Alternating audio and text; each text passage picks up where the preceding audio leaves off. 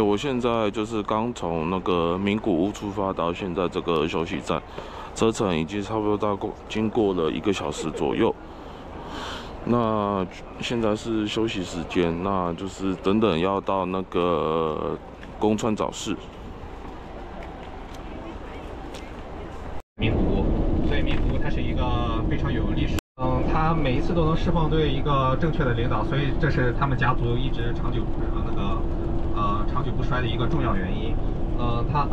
我们今天所见的整个的一个高山视野，其实是由这个金森。有问题的话，可以微信群里或者是赖群里，或者是那个 WhatsApp 群里，然后问我一下就可以。And some museum.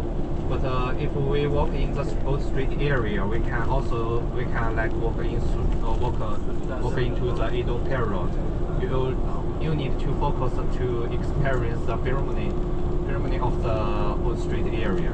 It's very beautiful. There are also some very interesting museum in the old street area. You can experience traditional Japanese wine or some Japanese craft making and something like that.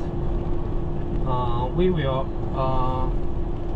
please look at the map as just delivered to you. We will parking at the number 8. We will parking at the number 8. Yes, we will parking. They make themselves they exchange with each other.